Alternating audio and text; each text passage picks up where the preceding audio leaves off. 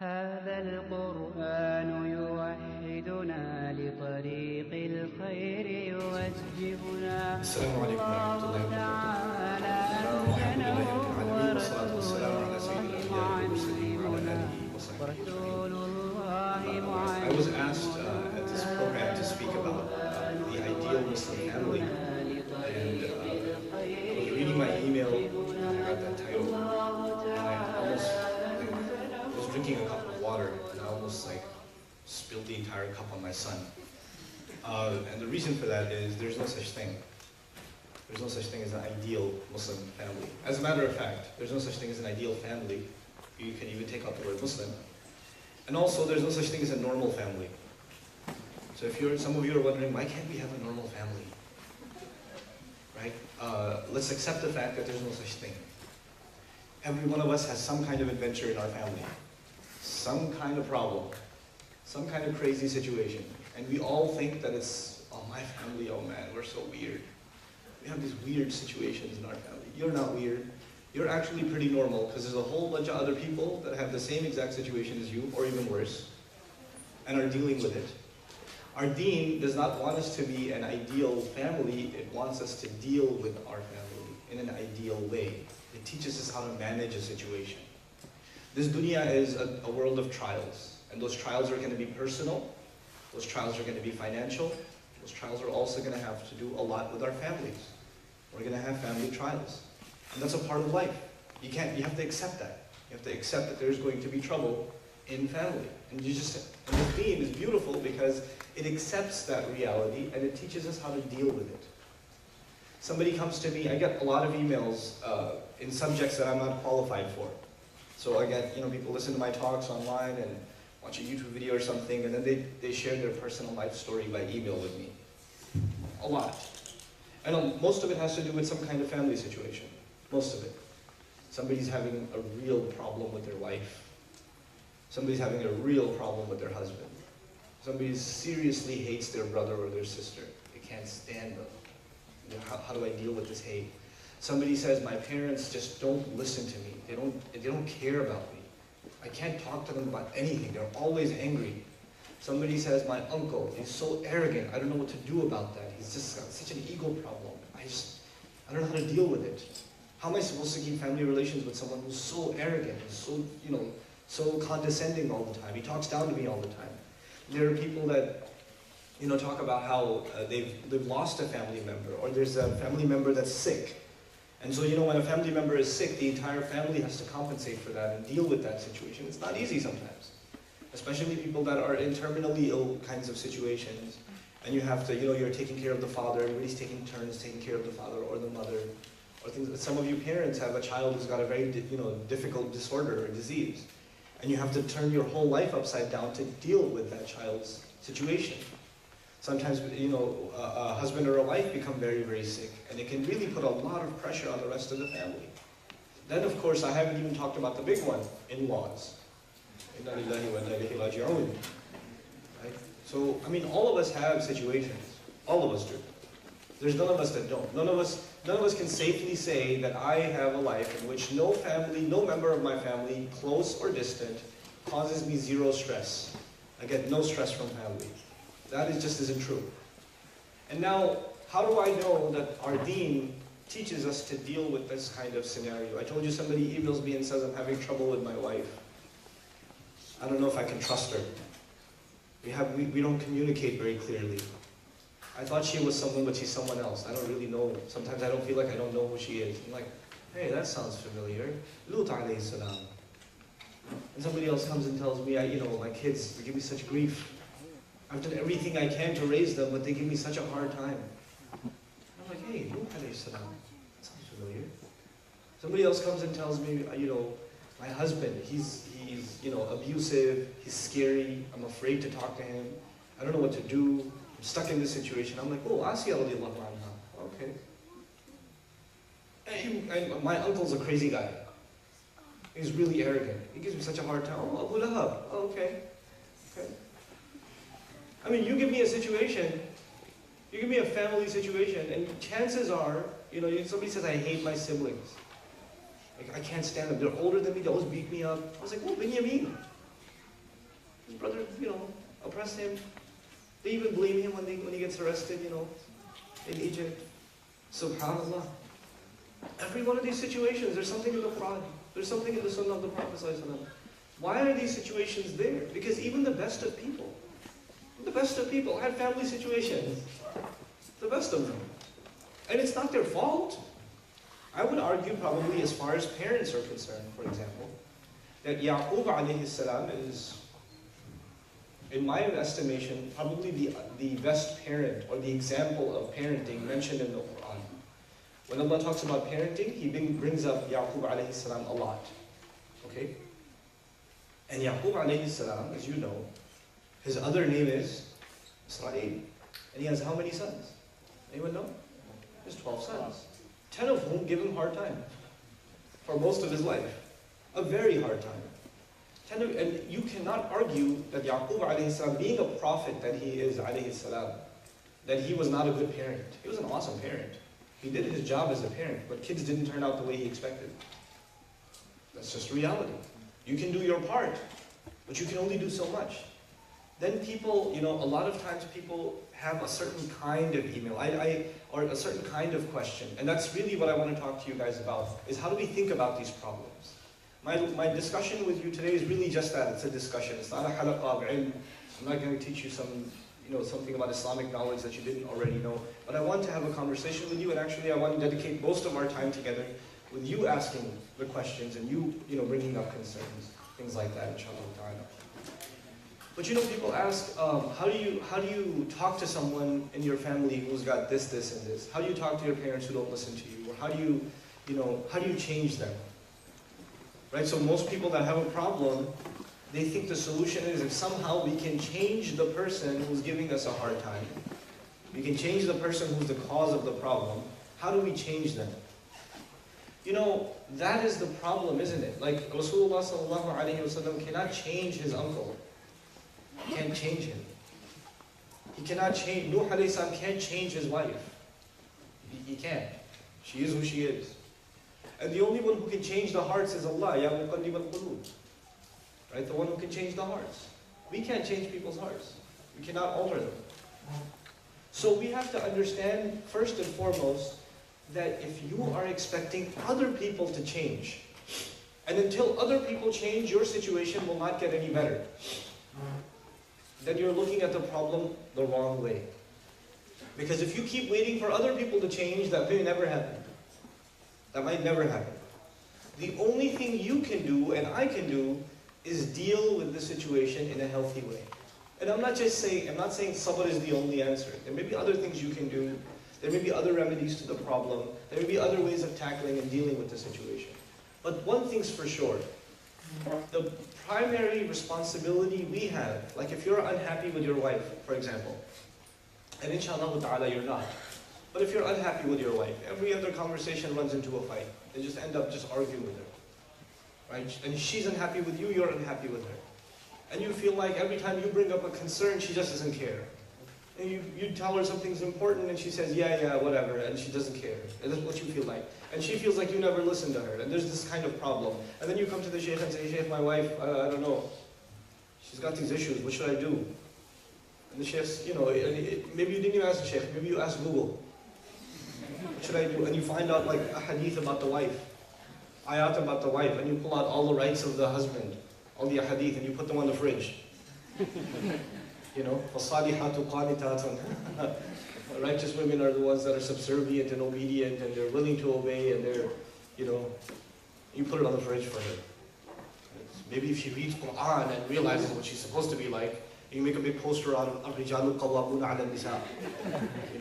Men are maintainers and, authorities over women. You make a gigantic poster and you put it in the bedroom. As he walks in, she sees الرِّجَالُ قَوَّامُونَ عَلَى النِّسَاءِ, and then, chances are that's not going to work very well.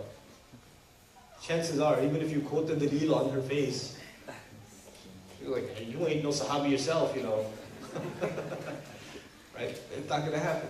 These are human situations. And the other thing we have to note is the best generation, the Sahaba radiallahu anhu ajma'in, they were no exception either. They had trouble too. They had trouble in their families. And it wasn't just trouble between, Muslim Sahaba and non-Muslim like family members. That's obvious. There's going to be some friction there. But even among Muslims. I mean, the Quran even talks about a divorce happening between, Zayd. Zayd radiallahu ta'ala, it happened, didn't it? And they're both Sahaba. They're both good people. They're not bad people. Sometimes family can't get along. It happens. These are real life situations. So the first major point I want to make before all of you is difficult situations in dealing with family is a reality of life. It is going to happen. It happens already. The second point is that we shouldn't expect to change other people. The only thing we can do is perhaps take a good look at ourselves and say, what part of this is my fault? What part of this am I doing wrong? Is there something I could be doing differently? And maybe you're not wrong. It's true. By the way, human tendency is to believe that you have done nothing wrong. That's a human tendency. So whenever there's a problem, the hardest thing to accept is that I am part of the problem. No, I do everything. No, I haven't done anything. So it's her, man. She's evil. And the wife says the same thing. I do everything I can. He just doesn't have any patience. He just doesn't listen. He just this or that. Like, you're convinced that you cannot be wrong. And the other is absolutely wrong. They're absolutely wrong. And this mentality also contributes further to the problem. If you're not willing to accept that there's something wrong with you, even if it's 1%, maybe 99% their fault, 1% your fault. But if you can't even admit to that 1%, you can't admit to that, and you're not willing to change yourself in any way, then you are setting yourself up for a lifetime of misery. The solution to our family problems is not to leave our families. Is not to cut the relations. Is not to just fire. Maybe if I had a different family, things would have been better. Maybe if they weren't, maybe if I got married to somebody else, things wouldn't be like this. So Shaitan gives you that thought. He gives you that thought. Maybe, I don't know, this family is kind of messed up. This one didn't turn out that well. Let me try a different one. It's not food at a restaurant. It's not, I don't like this one, let me try another one. Actually, chances are, if you're bad at running one family, I'm talking to the men now, if you're bad at running one family, chances are you're going to be worse at running the next one. You're going to be worse. And then some guys start thinking, some men, especially in marriage situations, they start thinking, oh, well, I can't really deal with this wife. She gives me a hard time. Let me marry another one. Islam does give me the option, so this one's giving me a hard time. There's always another. Mathna wa thulatha wa ruba'. It's the only ayah I know in the Quran. Might as well. It's not haram, after all. Allah did give that option. And guess what? You couldn't handle one, and we're going to really do great with two. It's going to be awesome. No, it's not. No, it's not. You just ended up ruining two lives. That's what you ended up doing. These things you have to really, really, really think about. And I say the first thing we have to get out of our heads is we have to stop wishing our family was somebody else, or that cutting relations, or no longer talking. I just even don't even talk to my wife anymore because I don't want to fight. I don't even talk to my dad anymore because I don't want to fight. I don't even talk to my brother anymore, I don't want to fight. You just kind of, even if you don't cut relations like you're not my brother anymore, you just practically don't talk to them anymore. Because every time you talk it gets into a fight, right? So you just practically distance yourself from your family. And this is exactly the problem that Rasulullah ﷺ warned about. And one of the most important pieces of advice in Islam is silatul rahim, keeping the family ties tied. This is one of the qualifications for entering Jannah. Why is it? It seems so easy, right? Keeping family ties. It's like, why would that get you into Jannah? It shouldn't be like some battle some jihad on the battlefield, or some really awesome, deep, good deed, like Qiyam al-Layl for 40 years or something. Why keeping the family ties together? If you know what your family is like, this isn't easy. If you know what your family is like, especially the cousin you hate, the brother you can't stand, the uncle who's super obnoxious, the son or daughter who just looking at them makes you angry. There are some mothers in the audience, they're good to all of their kids, but there's one daughter, she can't stand her. She looks at her, she gets angry. She just gets upset. She sees her face, why are you here? She'll be smiling at everything else, and then she'll see that and a dark cloud shows over her face. Just can't stand it. There's something in her head. I don't know what it is. She makes me so angry. And she's stuck in that state. There are some people that are having that problem. It's really straining relationships. That's what we learn about Silatul Rahim. Who are we treating poorly and why? And how do we start fresh? How do we build a real family relations despite all of our problems? There are some of you, because we're living in America, there's another interesting reality. There's a reality where people, the family's trying to hold on to Islam, and they're trying to, make sure the children learn the prayer, and they learn to observe the restrictions of the haram, and they commit themselves to the halal. But one of the boys is becoming rebellious. One of the girls is becoming rebellious. And they stop praying. And you find weird stuff on their iPhone. And they're just headphones in the ear all the time. The father is going to Qiyam al-Layl every night. He's at every salat at the masjid. And the kid at home is a completely different character. The girl goes out and you don't even know where she goes, and then she comes back at 10, 11 o'clock at night. And there's this friction in the house, because it's like these kids have practically left Islam. They've practically left it. But the parents, because they come from a traditional Muslim family, where they were raised with certain values, it is so traumatic, it's so difficult to deal with that reality, that my children they don't care about Islam anymore. You just decide you don't want to deal with it. The elders decide they don't want to deal with it. I'll just spend most of my time in the masjid. I'll just spend my time making dua, making dhikr, making salawat. That's all I can do. I'm not going to deal with my family. These kids, let them just do what they do. And every time, if you do talk to them, you yell and scream, the kids go, I don't have to take this, I'm out. They slam the door and they walk out. I don't have to take it anymore, And so you don't deal with it, and they say they can't talk to you, and eventually you end up losing those children. They end up running away from home. They end up, in all kinds of illicit relationships. They move out of the house. You lose touch with them. You lose family this way. There's so many families in the country that I've personally met, where 1 or 2 or 3 children just left the family. They just left. They left. For all practical purposes, they're not even Muslim anymore.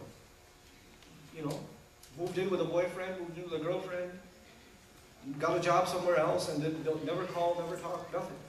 Just left entirely. In other words, we pushed our children so hard, some of our kids, on the religion. We pushed them so hard that they broke. Literally, they couldn't handle it. We didn't realize, I know, mashallah, sometimes our neighborhoods in the United States, and some of that is here in Minneapolis, right? There are some neighborhoods that are like little Somalia. There's some neighborhoods that are like little Bangladesh. Some neighborhoods that are like little Pakistan. Or little India. Hyderabad is also called Chicago nowadays. They're the same. Some neighborhoods. There are places in New York like that. There are places in Minneapolis like that. There are pockets, and everybody feels like, oh, this is not really America. It was like, there's a masjid right there. All the Muslims live in the same apartment complex. There's a 85 halal restaurants down the street. This is a Muslim country right here. But you know what? As much as you want to pretend this isn't America, the public high school is still the public high school. The movie theater is still the movie theater.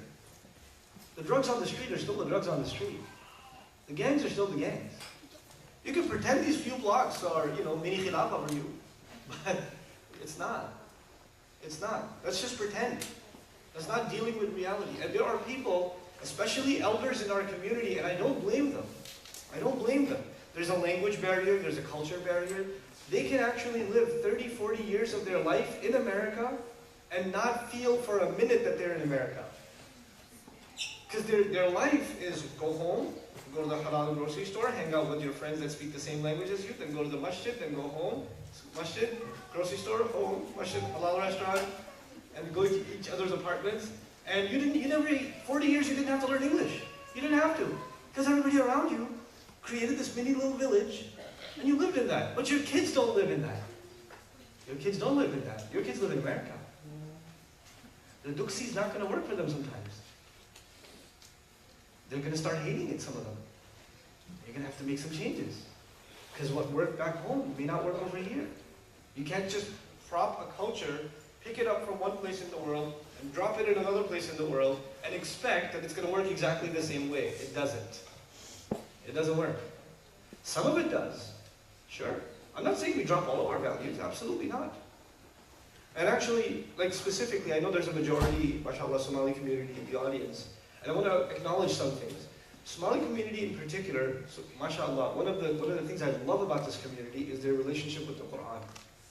I don't know any other community that has that kind of relationship with the Quran, that kind of emphasis on the Quran, that kind of like love for memorizing the Quran and reciting the Quran. Whether I go to a community in Columbus, Ohio, or I go to a community over here, in Minnesota, or I see our community, the Somali community in Dallas, or all over the country, there's pockets of Somali communities, and you go to those masajid, whether it's Fajr, Dhuhr, Asr, Maghrib, Isha, the masjid is buzzing with Quran. It's awesome. It's awesome. But the problem is I don't see the young people.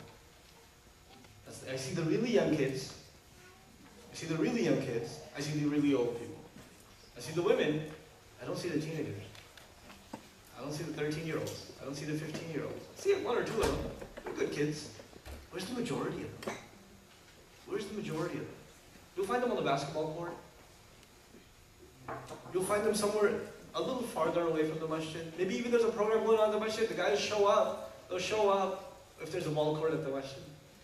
Play ball outside, But you know what? I'm not complaining. I'm saying those kids are still good kids. We just have to acknowledge the fact that, number one, they're living in America. They're living in America, so how we're going to give them Islam is going to have to be different. It's the same Islam, but the way we administer it is going to have to consider, the other realities in our community. So, I was talking to you about family, the ideal Muslim family situation. The biggest thing, the biggest principle in having a healthy family, I'm not going to say ideal family because I told you there's no such thing. Even the prophets didn't have ideal families. Even they had problems in their families. The first principle, in my opinion, wallahu a'lam, of a healthy family is you never give up on family. I don't care if your kid's doing drugs. I don't care if your father's all kinds of messed up. You don't give up on your family. You stay in touch. If they're abusive, it's a different story.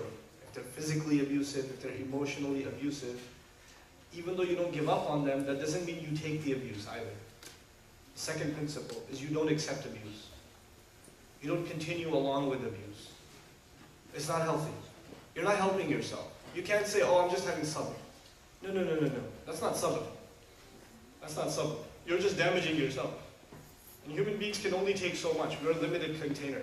You take so much, enough abuse is given to you and you will break, you'll snap. Crazy things will happen. You have to draw the line. You will accept, you will take care of your parents, for example. You will do everything you can for them. But when they do something that's outright wrong, you will have to stand up and say, this isn't right. And you have to, the elders in our community have to get involved in that.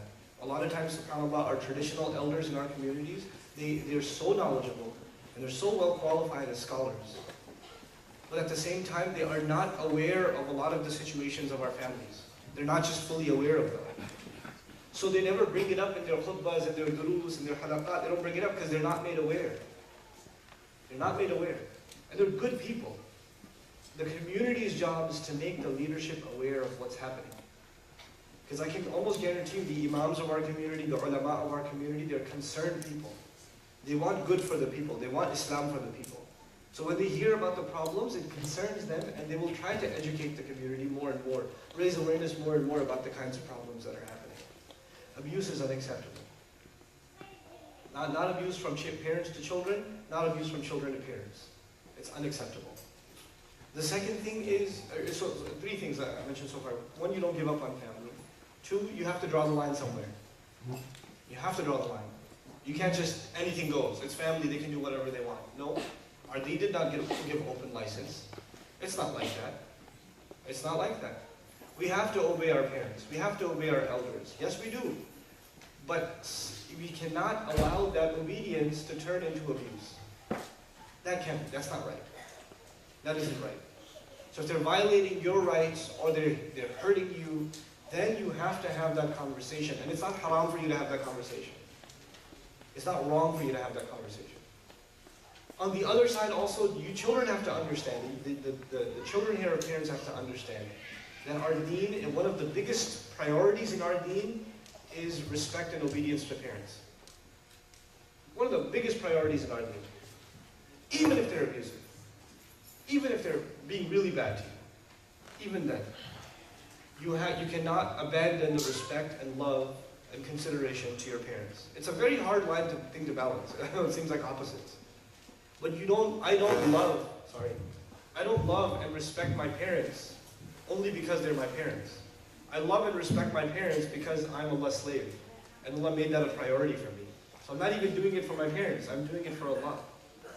And me not caring about my parents is actually me not caring about what Allah said. I will not have to answer to my parents for that, I will have to answer Allah for that. I have to be very clear that my relationship with my parents is not a reaction. If they're good to me, I'll be good to them. If they're not good to me, what do you do for me? What did my dad ever do for me? Why should I be nice to him? No, it's not a reactionary relationship. This relationship we have with our parents, especially with our parents, is a relationship that's based entirely on Allah's commandment. وَبِالْوَالِدَيْنِ إِحْسَانًا. It's unconditional. You have to have ihsan with both your parents unconditionally. It's not dependent on whether they're good parents or not. You have to do the best you can with them. You have to do the best you possibly can with them. Sometimes our elders, they do things that harm themselves. Our elders, they do things that harm themselves. Sometimes they get stressed, they cry, they yell, they scream. And you think they're doing that to you. But you know what? They're just as miserable. They're making themselves miserable. And sometimes they don't know how to get out of that. You have to help them get out of that. You cannot yell back. You have to just calm your mother down and take her for a walk and get her a flower and just work on her. And it won't happen overnight. It'll take some time. It'll take some time to get the anger problem with your dad resolved. It'll take some time. But we have to work on our parents because sometimes they make their own selves miserable. They really do. In many, many cultures in the Muslim community. Because they don't know how to deal with this changing, completely different family. They weren't the kind of kids you are. They'll keep telling you, I never did this to my parents. They'll tell you, I never talked back like that to my mother. Yeah, but you didn't live on this continent either. That was a different time. That was a different, the culture, the values, the society, it was completely different. But they don't necessarily understand that. And I don't expect them to understand that. So it's going to be very traumatic for them to deal with people like you guys. You guys are pretty traumatic to deal with. You have to understand, the kids in this audience. You're not easy to deal with. You're not easy to deal with by your Sunday school teacher, your teachers, some of your friends. Forget your parents. Yeah, you're not easy to deal with. You have a lot less patience. You talk back a lot more. You want to do your own thing all the time. You don't ever listen. And if you do, it's not because they said it once. They have to say it at least 100 times before you listen. And even then you complain. You're not easy to deal with. So if they're upset, they have a reason too. Everybody needs to do an assessment about what they're doing wrong in their relationships. And what's going wrong in our relationships. So this idea of how can I be a better son? How can I be a better mother? How can I be a better father? How can I be a better husband? How can I be a better wife? You have to ask that question without asking the other one. Okay, so the sister listening to this dubs, she goes home, she goes, okay, I'm ready to be a better wife. But what are you going to do? No. Don't say, but what are you going to do? Don't add that part. You're going to be a better wife. Husband goes and says, okay, I'm ready to be a better husband. But you're going to change too, right? Don't do that. You still haven't understood. You cannot expect other people to change. The only one you can change is yourself. What's our motivation as Muslims? Our motivation as Muslims is we can go before Allah and say, Ya Allah, I did my part. I did what I could as a good husband. I was patient. I didn't yell. I didn't complain. She would sometimes, that's out of protest. She would say the meanest things to me. She would say horrible things about my mother. And I would just say, A'udhu billahi minash shaitanir rajeem, and I wouldn't listen. And I didn't yell back at her. And I didn't tell her how much I hate her mother. I didn't say anything. I was quiet. You know. Sometimes she didn't, you know, I came home and she didn't even say salam to me. It hurt my feelings, but I didn't say anything. Sometimes I came home and she was already sleeping, and I didn't have dinner yet. And I tried to wake her up and she shooed me away. And I got really upset, but I stayed quiet. I was patient. And I wasn't upset the next day either. You know, I did my part, Ya Allah. I did. I'm not complaining.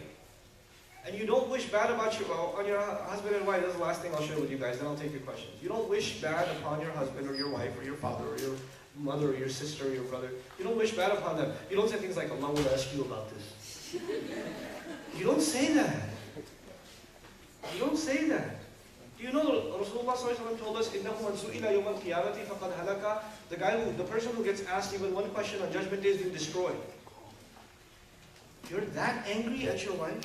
You're that angry at your husband that you wish that Allah interrogates them on Judgment Day? Do you know how serious that is? Let me give you some idea of what you're wishing for. You have just had a fight with your wife. If the police showed up at your door and they put handcuffs on your wife, you'd be okay with that? Like, that's what you deserve. You were sleeping when I came for dinner, you didn't wake up, you shoot me off? This is why this is happening to you. That's what you deserve. Would you do that? No. You would forget the fight. Like, don't touch my wife, man. What are you doing? The fight would disappear, wouldn't it? It would disappear. You just had the, you know, there's some families, you know, you live in the apartment next door to your brother. So you and your wife and your kids live in this apartment. Your brother and his wife, his kids live in the next apartment. And of course, there's going to be drama. The wives don't get along, the kids, your kids ate our food, and whatever. They came and left a mess, or they broke our PlayStation controller, or something. And there's a fight between the two brothers. The whole family is like, it's crazy. It just went crazy. And of course, the women had nothing to do with the fighting. Nothing at all. Absolutely. Okay. Now they're having this terrible fight, but there's a fire in the apartment building. Ma'adallah. There's a fire in the apartment building. It's 2 in the morning. You wake up, you get your wife and your kids, you get out. But before you get out, you look at his door, and you say, they broke our PlayStation controller. Right? I know. Nah. Would you do that? Would you knock on his door? Would you wake him up? Even if you had a fight, would you wake him up still? Yeah. Because when there's a state of emergency, you forget about all the fighting. You forget about because all those things become little, pathetic, meaningless. You would even forget about the fight, because there's a big emergency right now. You understand that? Judgment Day is the biggest emergency humanity will ever see. There's no bigger emergency than Judgment Day. You don't wish upon your husband, or your wife, or your children, Allah will ask you on Yawm al-Qiyamah. You don't do that. You don't do that. That means you don't love them at all. That means you wish the worst situation falls upon them. That just means you don't care about them at all. You don't even wish that on non-Muslims. You don't even wish that on the average non-Muslim walking down the street, that they should burn in hell. That's not the attitude of a Muslim. How can you wish that on your own family?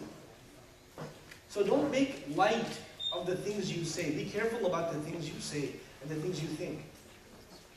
Parents, I'll give you a different way of thinking about your children that give you a hard time. Don't raise your hands, I know.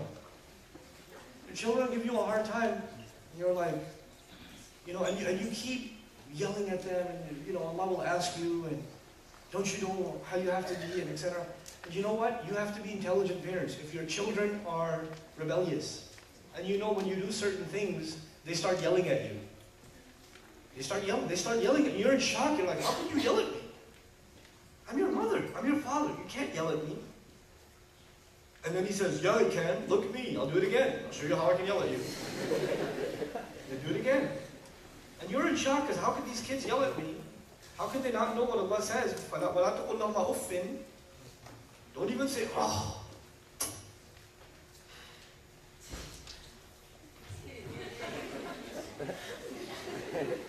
That's off. That's tafsir of off. Don't say that to them. You know, this is another off. That's an oath. Don't even say that much to them. And you're yelling back at them? You know what? Parents, I'm not talking to the kids. You're in trouble, kids are in trouble as it is. I'm talking to the parents. Don't put your children in that situation where they will disobey you. If you know that they're disobedient already, don't further their disobedience. Don't create the situation where you know the argument is going to happen. Because if you create that situation where the argument is going to happen, you are digging their hole in hellfire. Because there's few crimes in Islam that are bigger than yelling back at your parents.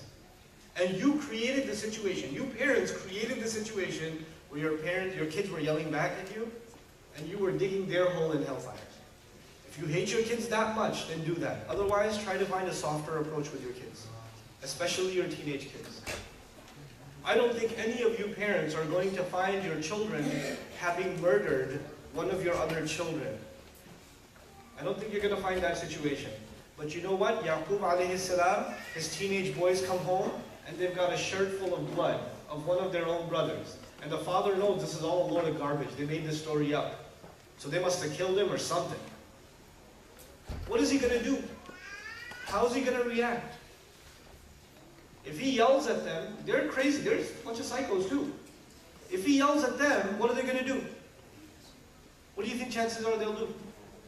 Yell back. And if you yell back at a parent who's also a prophet, you're done. You're finished. He hears that, he sees that a child is, his most beloved child is missing. He's got a shirt full of blood in front of him. Now let me pause the movie for a second here, and let me give you a different scenario. How many guys here, younger guys, drive a car? Show of hands, drive a car. Younger guys, okay. Drive your parents' car, or family, same car, shared sometimes. So you borrow your dad's car, huh? And you're like, oh, I saw on YouTube, I saw they could do donuts in the parking lot. So you try to do a donut with your dad's car in the parking lot, except your donut looks more like a pretzel, and you end up ramming the rear view mirror into a tree, and the rear view mirror falls off the car. And you're trying to put it back, and you got super glue, and nothing's working. So you take the rear view mirror, and you walk into your dad's living room, and you hand him the rear view mirror. What happens next? Silence? Here's what your dad says. فَصَبْرٌ جَمِيلٌ وَاللَّهُ الْمُسْتَعَانُ عَلَى مَا تَصِفُونَ. I'm just going to be patient. Only Allah can help. Right? That's what your dad says, right? No. No. They don't even find your body.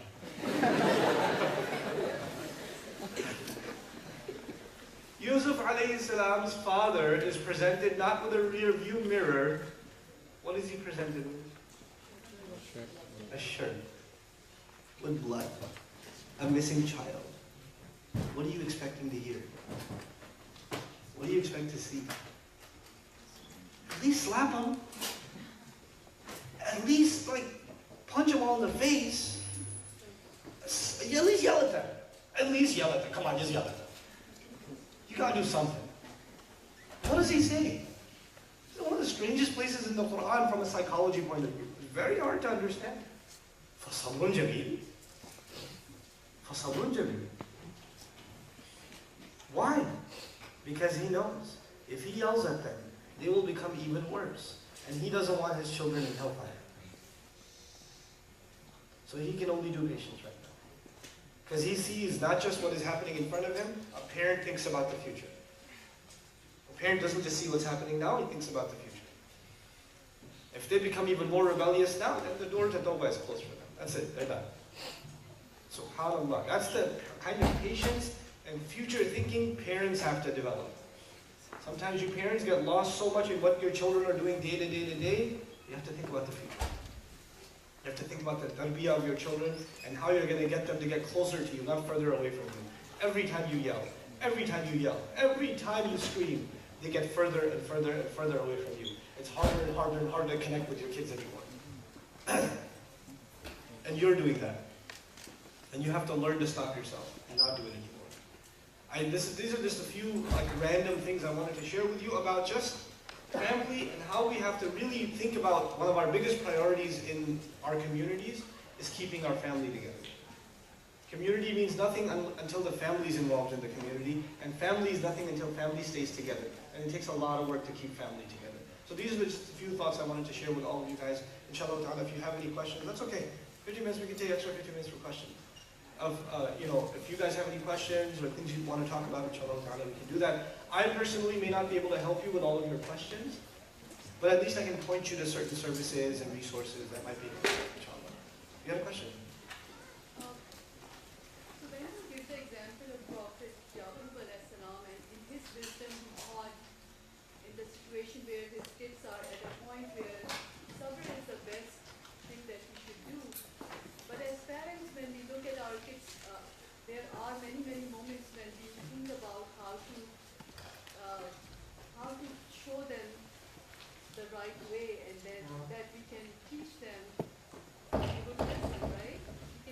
So I have this thing, and maybe this has to do with psychology more than anything else. So young kids like 12 years, 13 years old, when they develop this habit of lying to their parents, and I don't want to really tell them right on the spot that, I can prove this was a lie, that you are right now lying to me. I don't want to do that, but I want to tackle this problem. How? Because I think this is such a huge thing. Yeah. This is a extremely huge thing. If I can stop my kids from lying, I think I can stop them from a lot of other stuff. That's true. How do I deal with this problem of lying? It's just young kids, 12, 13-year-olds. Yeah. Actually, lying is one of the earliest signs in psychology, parental psychology, that your children are becoming distant from you. Though you have to understand, why does a child lie? Like, first, we have to really ask the deeper question: why does a child lie? A child lies because they think telling the truth will get them in trouble. Telling the truth will be embarrassing. Telling the truth will be humiliating. Telling the truth will be unacceptable. Like, really bad things are going to happen if they lie. Because at the end of the day, between telling the truth and lying, a child thinks about what will happen if I tell the truth, what will happen if I lie. If I lie, I won't be in trouble, I'll be safe, they won't find out, etc., etc. If I tell the truth, their mom's going to say, how could you do this? I can't believe you did that. And, like last time she yelled, she's going to yell like that. And it's going to be even worse. Because I already did it before, now I'm doing it a second time, maybe I should just lie about it. Right? Then, and what happens if it gets reinforced is that children don't even see it as a lie anymore. It just becomes a defense mechanism. So children start lying to you, and they will swear that they're telling the truth, and they will cry, and if you try to beat it out of them, they'll still cry and say, no, I didn't say that. Look, it's on video. This is what you said. No, I didn't say that. They're still going to cry and say that they didn't say it. Because in their world, they know there's one thing that's not possible: telling the truth to your parents or your mother or your father, because they got really, really angry. Now, how do we end up in that situation? You end up in that situation if there's a relationship early on with the children where there's a lot of, like, the parenting is made up of a lot of getting in trouble. Like, if your kids get in trouble with you a lot, and they get punished a lot, or yelled at a lot, or time out a lot, whether the punishment is like, a little slap on the bottom, or it's like yelling in front of his other siblings. The other thing is also, we don't make a big deal out of it. You're yelling at your older daughter and the other two daughters are watching. It's actually humiliating for her, not just because you're yelling at her, it's also humiliating for her because her two younger siblings are watching. And she's yelling, why are you here? Go away, I'm getting yelled at right now. She's really upset that her other two siblings are here. You have to understand, Allah put something inside the human being called dignity. Even for children, there's dignity. And when that dignity is put down, then they start developing, like, it's very painful. It's more painful than physical pain. To be humiliated is more painful than physical pain. So you do everything you can to avoid humiliation. And that's actually something all human beings do. We try to avoid humiliation. The first counter to that is that parents have to understand, especially in a society where we are dominated by kufr and rebellion and shamelessness and all these things that don't jive with Islam. We have to understand that our parenting cannot be a relationship of authority. Not in this society. Authority is always going to be there, but it has to take a minority role. And the majority role is, you can talk to me about anything. It doesn't matter what it is You can talk to me, and I will not dismiss anything you're saying. This is actually a Quranic remedy. You know, Yusuf alayhi salam told his dad a dream, right? And there's an ayah dedicated to a child telling his father a dream. And there's a couple of ayat after that dedicated to the child responding to the parent responding to the child about the dream. And it's not the mother, it's the father. Now who listens better, kids? Mother or father? Let me hear it. Mother or father? Father listens better when you're little? Mother listens. Father, you could talk to for half an hour. Baba, in second period, we made a mountain today. We drew it. And then I'm going to put a bird on top of it. And he's sitting there going, yeah, flipping channels. That's good. And I broke my teeth. That's good. He's not listening. Dads, typically, especially for younger kids, they're not good listeners. They just want to tickle you and play with you and then leave me alone. They're not there for conversation. This boy comes to his father and tells him a dream. Now imagine a scenario where you're 6, 7, 8, 9, 10 years old, you go to your dad and you tell him a dream. Baba, you know what I saw, Baba? I saw a dinosaur and it was eating its own tail and then it said, ouch. And your dad's like, very good, mashallah, okay. Now go do your homework. He's not really listening. Because he thinks a child's dream is absurd. And what did the child see in his dream? I saw 11 stars and the sun and the moon and they were all doing sajda to me. You want to put that on? Cool. Right? So, but the father listened. The father listened. And it's not, what's really amazing about that is, what we're learning about parental psychology in that surah, the first lesson we're learning is you have to carefully listen to your children even if they're talking about something that's not reality. A dream isn't reality. They're just talking about their thoughts, what they saw in a dream, but you still have to pay attention.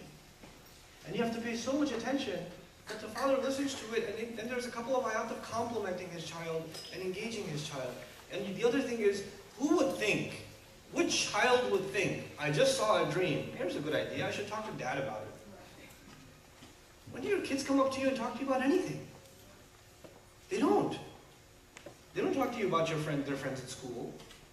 They don't talk to you about homework. They don't talk to you about, you know, what one of their friends had on their mobile device that they tried to show them. They don't talk to you. They're afraid to talk to you. But you've created that relationship.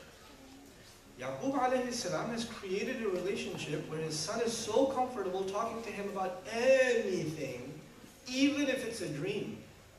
The first person he thinks about talking to is who? His dad.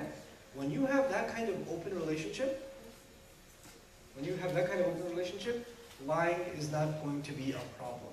But, did his other kids lie to him? They did, didn't they? They lied. So you know what that means? You can do your part as a parent to be as open and as accessible and as kind and as clear as you can in your communications, and there are strategies you can employ.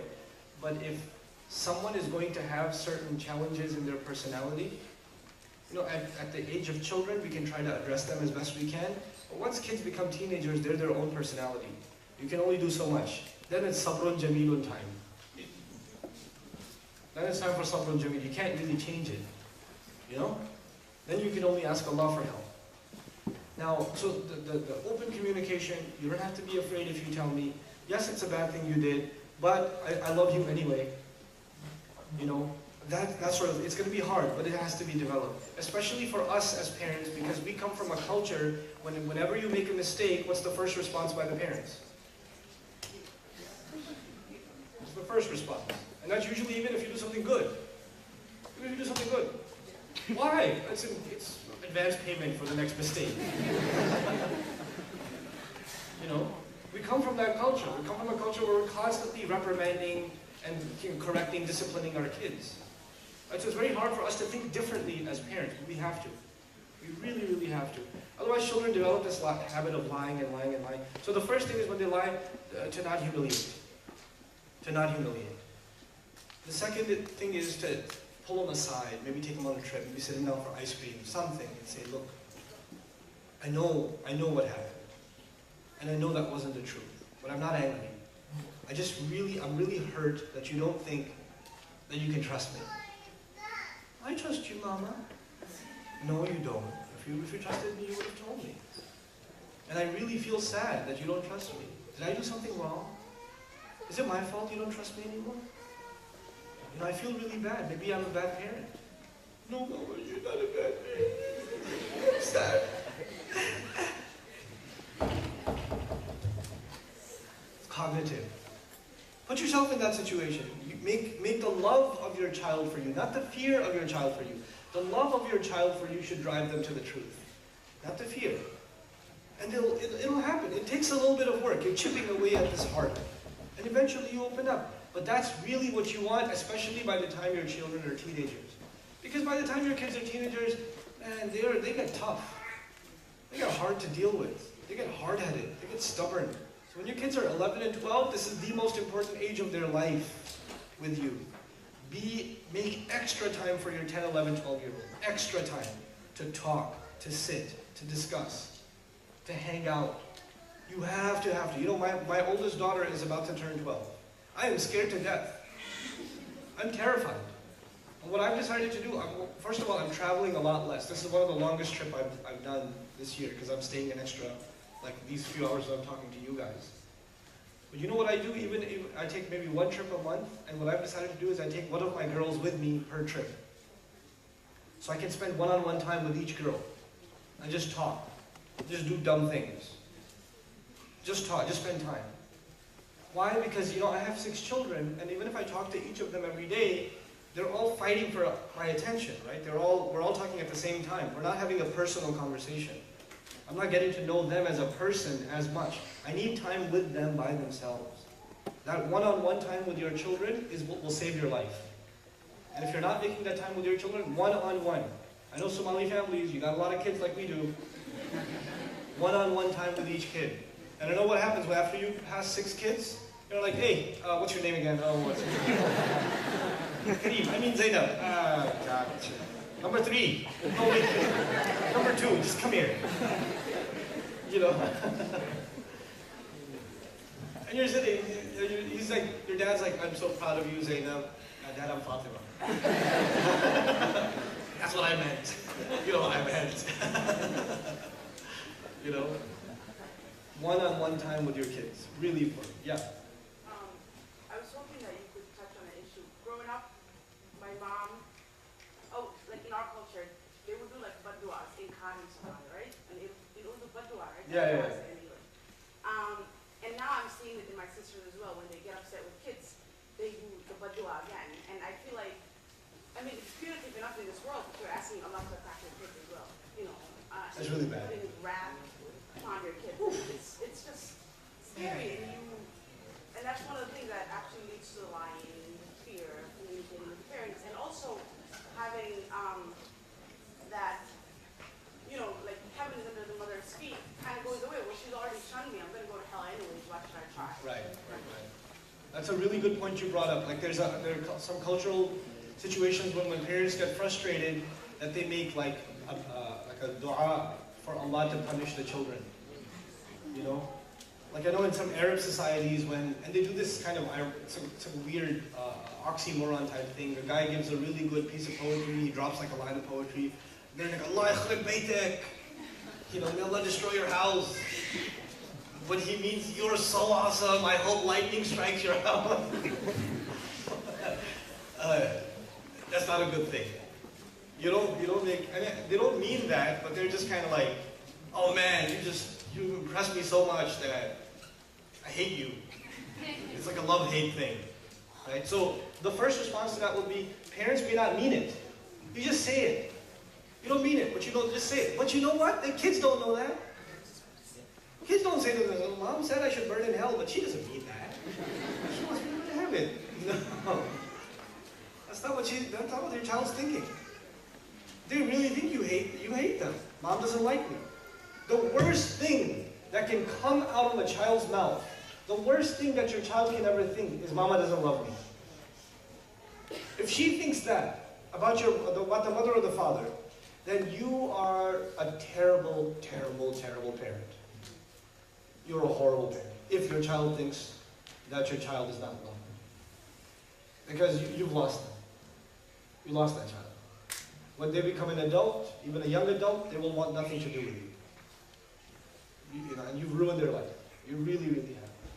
Sisters, you have to control your anger. And I'm in no position to tell you what to do, honest to God. Some of you are homemakers. You're working like 3, 4 a.m. the baby starts making noise. The other kids have to be made ready for school. You spend most of your day preparing the meals. While you're preparing the meals, the kids are undoing all the cleaning you did. Then you have to do the diaper changes regularly. Then you have to do the laundry regularly. Then the groceries are out. The milk is finished. Then while you're doing all of that and the kids are getting ready for breakfast, one of your sons takes the cereal and tips it over and pours the milk on top of it on the floor. And then your husband wakes up and says, "Where's my breakfast?" And then, and so this is happening every day, and it's stress, and it's stress, and it's stress, and it's stress, and then you finally, one of your little kids, or your daughter comes home, or your son comes home from school, 3rd, 4th grade, and they slap the 2-year-old. And you've been putting up with a lot all day. I mean, they just came from school, but you've already had a 12 to 10-hour day. And when your 3rd grader slaps the 2nd grader, kablo! It just all boils over and you explode. All the other children are like, one kid gets it. He just gets it. And then your husband comes home and says, "Why are you always angry?" And you're like, you have no idea how hard could it be. And then you say, "Oh, well, how hard could it be? Why don't you watch the kids for an hour? I'm going somewhere." This husband will almost die. "Why did you leave me with them? You didn't do anything. Oh my God, don't you?" I thought you said they'll sleep the whole time. They woke up like 2 minutes after you left. Oh my God. So you know what? I can respect that you have a very stressful life. I can respect that. But there's even more expected from you. And you know what you have to do? You have to start putting more and more and more responsibilities on your children, especially the older kids. You have to start making them help around the house, not by yelling at them. Because I always tell you to clean your room, and they don't clean their room. I tell you to help out, they don't help out, right? But take one child, let's come here, I want to cook with you. "Mom, I want to do," no, just cook with me, it's okay. "But I wanted to watch the show, everybody's watching Arthur, I want to watch Arthur." "Okay, you can watch Arthur later, I'll put it on for you later. Okay, you and I'll watch it together, just cook with me." Take a child in, do something with them. And you know what you'll see? Crazy thing. The other child comes, "Can I do that too?" "Don't you want to watch the cartoon?" No, I want to pour this. Can I do the song? In the beginning, just get your kids to start doing things with you for fun. And slowly it'll turn into them taking on responsibilities. If you start with, clean the room, take out the garbage, you do this, you do that, they'll never do it. Or even if they do it, they'll be like, "Oh, I don't want to do it." But you know what that'll do? It'll start taking the pressure off of you a little. And also, it's really good for kids to start taking house responsibilities, to take care of chores, to clean things up, to give jobs to kids, and don't pay them for it. Don't pay kids for it. And I'm not just saying be cheap. You should give kids allowance sometime once in a while. But I'm saying give your kids responsibilities that they should do just because they should do them, not because they're going to get paid for it or they're going to get something out of it. Don't create capitalists at 5 years old. Don't do that. Okay, so one child, their responsibility is there's no shoes in the hallway. That's just their job. There's no shoes in the hallway. So they do a sweep every hour they come back. Shoes. Move it. They're not my shoes, I don't have to move them. No, that's their job. So they move everybody's shoes. One kid's job is every evening they have to do all the cups, the other one has to do all the plates. See what I'm saying? There's little tasks. And then you compliment kids on the test. That's the payment. You did such a good job today with the shoes. I'm really proud of you. That was very, very good. That makes me proud to say you're an obedient child. I make dua that Allah gives you the best. That you have good grades at school. Good du'as for your kids. In front of them.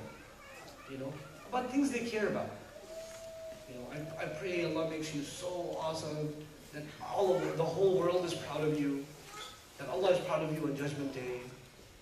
You know, do you like basketball? You know your child likes basketball or soccer or whatever. I hope Allah makes you the best basketball player in the world. Really? Yes, really. You know, really.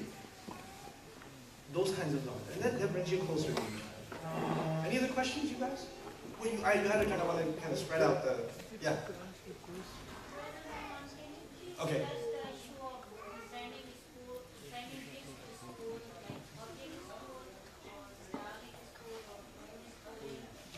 Okay, so the question is, what do we do with our kids? Public school, Islamic school, or homeschooling? Or charter school? Or go back home?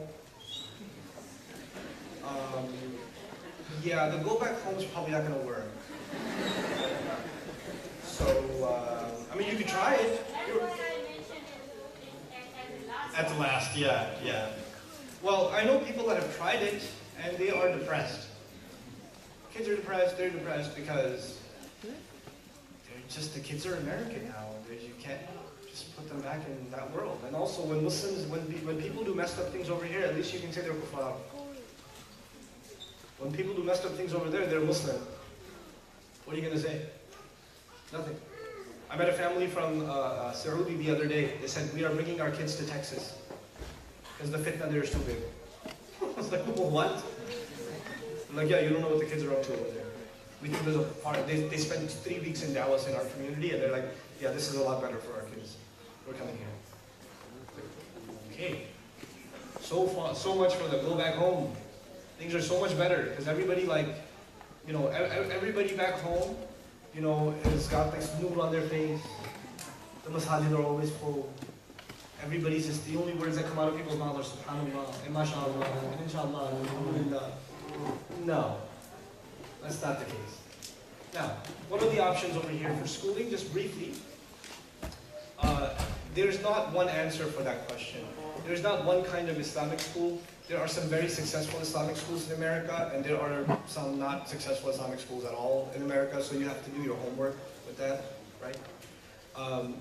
The second thing is, there are some public schools that are very, very good. But if you're going to put your child in public school, you have to be aware of what happens at public school. What are the things that are on most kids' mobile devices? What are the most downloaded songs? What are the most downloaded movies? What are the most visited websites by a teenage category? Google Analytics are there. There are some Muslim counselors that have already done all of this research. You have to know that even if your kid doesn't go to those websites, this kid sitting next to them goes to them and shows it to them. So your children will be exposed to things, and you need to know what those things are.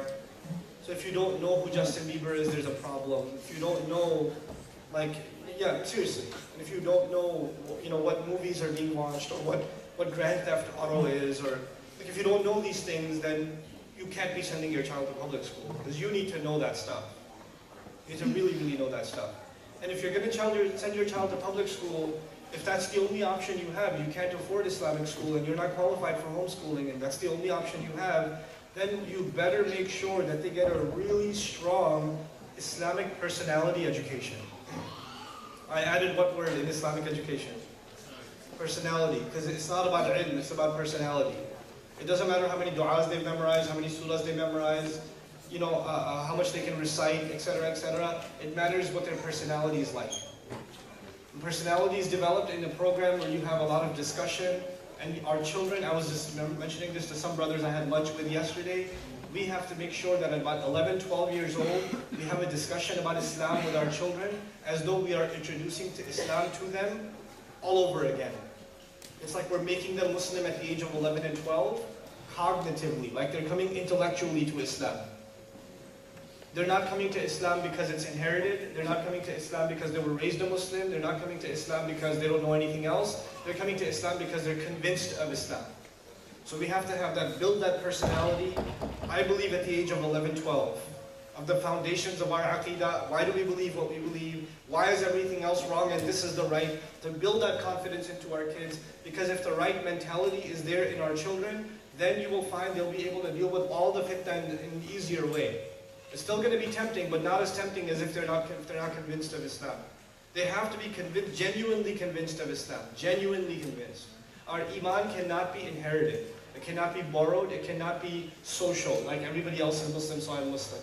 It can't be like that. And because we haven't addressed that issue of building Islam into our kids at that age, convincing of Islam at that age, you know the problem with that has become? That our children are like playing around with ideas of atheism and agnosticism in teenage years. I actually met the brother told me about a kid, a girl actually, who's gone through the Duxi system in Minneapolis. She's gone through the system, and her parents found out, on Twitter and on like Facebook, she loves this atheist lecturer, and she's like listening to all of his talks and this and that. She's really impressed with him, and I'm like, and that's not a surprise. Because, you can't just give Islamic knowledge and not build the real foundation in Islam is, why are we Muslim? Why are we Muslim? And that has to be built. A lot of times the parents aren't equipped in building that. I'm hoping to develop some of that for children, inshallah ta'ala. That's one of my concerns is, because I want to do that for my kids, but if I'm going to do it for my kids, then I might as well try to do it for other people's kids too. Why are we Muslim? Why is Islam superior to everything else? My goal for my kids, this is the last thing I'll say, my goal for my kids as teenagers is that they see Islam as far above and far better than everything else, and anything else that contradicts Islam outside in society. They see that not only they're not impressed by it, they feel that those things are pathetic and sad and inferior, and they're like beneath them because Allah has honored them too much by Islam. Yeah, I know. Allah has honored them too much by Islam for them to be impressed with that stuff. So I want my girls, even if they go to a public school, and they're not going to go to a public school, but even if they did, even if they went to a public school and they see girls dressed the way they dress, they'd be like, I feel sorry for these girls, man. Allah has honored us with Islam, and these girls have no respect for themselves. I feel bad for them. They're not going to say, oh man, I wish you could dress like that. Everything's haram in Islam. That's not how they're thinking. If we can fix the thinking, the behavior will become easy. The issue is we keep focusing on the behavior, we don't focus on the thinking. We have to empower the thought of our children. Build that Islamic thought. And if we can do that, inshallah ta'ala, we're going to have a really awesome generation ahead of us. And again, just as a reminder, 11 to 12, that's the year to start building that thought. In my opinion, that's the time children become more inquisitive, they start asking why, they start saying, why are my non-Muslim kids, my non-Muslim friends, why are they going to go to hell? I wonder which religion is right, because we all have a religion. It's kind of weird. These thoughts come in their heads. That's going to happen when you're living in a pluralistic society. It's going to happen. Might as well help them deal with those questions. We have to do that. We have to do that. And inshallah ta'ala we will. And we'll do a great job of it. All right, my time's up. Inshallah ta'ala. Jazakumullahu khairan, all of you for listening. Sorry I took extra time. I know there's another speaker waiting. Inshallah ta'ala. Thank you so much very much. Assalamu alaikum.